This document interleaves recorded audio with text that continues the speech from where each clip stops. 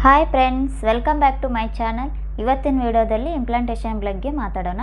ಇಂಪ್ಲಾಂಟೇಷನ್ನು ನಮ್ಮ ಪೀರಿಯಡ್ ಬರೋಕ್ಕಿಂತ ಮೊದಲು ಆಗುವಂಥ ಒಂದು ಸ್ಪಾಟಿಂಗು. ಈ ಸ್ಪಾಟಿಂಗು ನಮಗೆ ನಿಜವಾಗ್ಲೂ ಮುಟ್ಟಾಗ್ಬಿಡುತ್ತಾ ಇಲ್ವಾ, ಇದು ಪ್ರೆಗ್ನೆನ್ಸಿ ಸೈನಾ ಅಂತ ಇವತ್ತಿನ ವಿಡಿಯೋದಲ್ಲಿ ನೋಡೋಣ. ಹಾಗಾದರೆ ಮೊದಲಿಗೆ ತಿಳ್ಕೊಳ್ಳೋಣ ಇಂಪ್ಲಾಂಟೇಷನ್ ಅಂದರೆ ಏನು ಅಂತ. ಇಂಪ್ಲಾಂಟೇಷನ್ ಅಂತಂದರೆ ನಮಗೆ ಮೊಟ್ಟೆ ಬಿಡುಗಡೆ ಆದಾಗ ನಮ್ಮ ಮೊಟ್ಟೆ ಫ್ಯಾಲೋಪಿಯನ್ ಟ್ಯೂಬಿಂದ ಟ್ರಾವೆಲ್ ಮಾಡ್ಕೊಂಡ್ಬಂದು ಅದು ಬಂದು ಗರ್ಭಚೀಲದ ಹತ್ತಿರ ಇದ್ದಾಗ ನಮ್ಮ ಸ್ಪರ್ಮ್ ಅದನ್ನು ಕೂಡಿಕೊಂಡು ನಮ್ಮ ಗಂಡ ಹೆಂಡತಿ ಮಿಲನ ಆದಾಗ ಸ್ಪರ್ಮ್ ಜೊತೆ ಆ ಮೊಟ್ಟೆ ಕೂಡಿಕೊಂಡು ಆ ಮೊಟ್ಟೆ ಪೀಟಸ್ ಮತ್ತು ಫರ್ಟಿಲೈಸ್ ಆಗುತ್ತೆ. ಫರ್ಟಿಲೈಸ್ ಆದಂಥ ಎಗ್ಗು, ಅದೇ ಮೊಟ್ಟೆ ಅಂತ ಹೇಳ್ತೀವಲ್ಲ, ಆ ಫರ್ಟಿಲೈಸ್ ಆದಂಥ ಮೊಟ್ಟೆ ನಮ್ಮ ಗರ್ಭಚೀಲಕ್ಕೆ ಅಂಟಿಕೊಳ್ಳುತ್ತೆ. ಮಗು ಆಗಬೇಕಲ್ಲ, ಮಗು ಆಗಬೇಕು ಅಂತಂದರೆ ಅದು ನಮ್ಮ ಗರ್ಭಚೀಲಕ್ಕೆ ಅಂಟಿಕೋಬೇಕು. ಆ ಪ್ರೊಸೆಸ್ಸಿಗೆ ನಾವು ಇಂಪ್ಲಾಂಟೇಷನ್ ಅಂತೀವಿ. ಕೆಲವೊಂದಿಷ್ಟು ಮಹಿಳೆಯರಲ್ಲಿ ಇಂಪ್ಲಾಂಟೇಷನ್ ಕಾಣಿಸ್ಕೊಳ್ಳೋದಿಲ್ಲ. ಇನ್ನು ಕೆಲವೊಂದಿಷ್ಟು ಮಹಿಳೆಯರಲ್ಲಿ 20% ಮಹಿಳೆಯರಲ್ಲಿ ಇಂಪ್ಲಾಂಟೇಷನ್ ಬ್ಲೀಡಿಂಗ್ ಕಾಣಿಸ್ಕೊಳ್ಳುತ್ತೆ. ಇದು ಯಾವಾಗ ಕಾಣಿಸ್ಕೊಳ್ಳುತ್ತೆ ಮತ್ತು ಕಾಣಿಸ್ಕೊಂಡಾಗ ಇದರ ಲಕ್ಷಣಗಳು ಏನಿರುತ್ತೆ ಮತ್ತು ಇದು ಇಂಪ್ಲಾಂಟೇಷನ್ ಬ್ಲೀಡಿಂಗ್ ಅಂತ ನಾವು ಹೇಗೆ ಕಂಡು ಹಿಡ್ಕೊಳ್ಳೋದು ಅಂತ ನೋಡೋಣ. ಮೊದಲಿಗೆ ಇಂಪ್ಲಾಂಟೇಷನ್ ಬ್ಲೀಡಿಂಗ್ ಅಂತ ಯಾವ ಥರ ನೋಡಬೇಕು ಅಂತಂದರೆ, ಇಂಪ್ಲಾಂಟೇಷನ್ ಬ್ಲೀಡಿಂಗು ನಮಗೆ ಸ್ವಲ್ಪ ಸ್ಪಾಟ್ ಆಗುತ್ತೆ. ಅದು 1 ದಿನದಿಂದ 3 ದಿನ ಅಷ್ಟೇ ಇರ್ಬೋದು.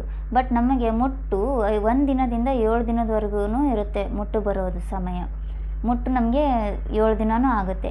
ಸೊ ಇವಾಗ ಇಂಪ್ಲಾಂಟೇಷನ್ನು ಕಲರ್ ಯಾವ ಥರ ಇರುತ್ತೆ ಅಂದರೆ, ಸ್ವಲ್ಪ ಪಿಂಕಿಶ್ ಕಲರ್ ಇರುತ್ತೆ, ಇಲ್ಲ ಬ್ರೌನ್ ಕಲರ್ ಇರುತ್ತೆ. ಅದೇ ನಮಗೆ ಪೀರಿಯಡ್ ಯಾವ ಥರ ಇರುತ್ತೆ ಅಂದರೆ ಡಾರ್ಕ್ ರೆಡ್ ಆಗಿರುತ್ತೆ, ಇಲ್ಲ ಸ್ವಲ್ಪ ಲೈಟ್ ರೆಡ್ನೆಸ್ ಆಗಿರುತ್ತೆ. ಸೊ ಇದು ಎರಡೂ ವ್ಯತ್ಯಾಸ ನೋಡ್ಕೊಳ್ಳಿ. ಇದು ಇಂಪ್ಲಾಂಟೇಷನ್ ಅಥವಾ ನಮಗೆ ಮುಟ್ಟ ಅಂತ ನಿಮಗೆ ಗೊತ್ತಾಗುತ್ತೆ. ಓಕೆನಾ? ಸೊ ನೆಕ್ಸ್ಟ್ ಬಂದುಬಿಟ್ಟು ಹೆವಿ ಬ್ಲೀಡಿಂಗ್ ಇರಲ್ಲ. ಇಂಪ್ಲಾಂಟೇಷನಲ್ಲಿ ಜಾಸ್ತಿ ಬ್ಲೀಡಿಂಗ್ ಆಗ್ತಿರಲ್ಲ. ಸ್ವಲ್ಪ ಒಂದು ಬಟ್ಟಷ್ಟು ನಾವು ಕಾಣ್ತೀವಿ.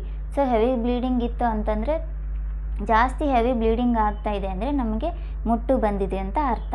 ಸೊ ಇವೆರಡರ ನಡುವಿನ ವ್ಯತ್ಯಾಸನೂ ನೀವು ಕಂಡುಹಿಡ್ಕೋಬೇಕು.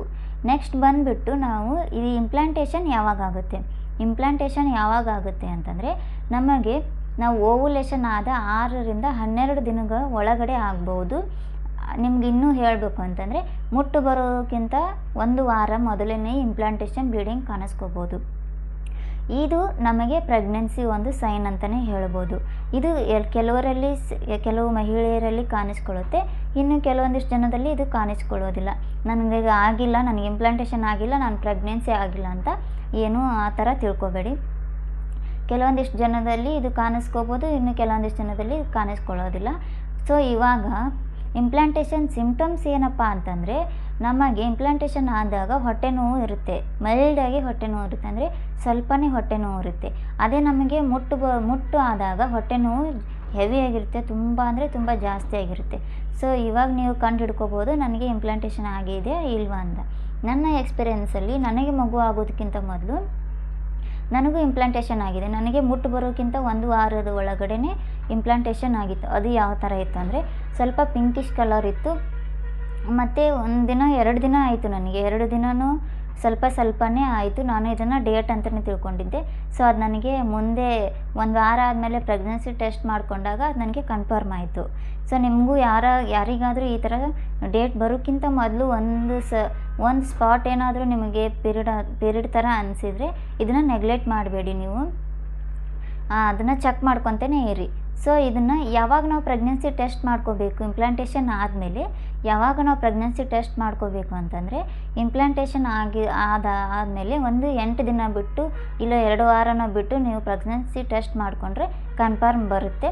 ಸೊ ಇವತ್ತಿನ ವಿಡಿಯೋ ನಿಮಗೆ ಇಷ್ಟ ಆಗಿತ್ತು ಅಂತಂದರೆ ಒಂದು ಸಬ್ಸ್ಕ್ರೈಬ್ ಮಾಡ್ಕೊಳ್ಳಿ, ಲೈಕ್ ಮಾಡಿ, ಹಾಗೆ ಶೇರ್ ಮಾಡಿ.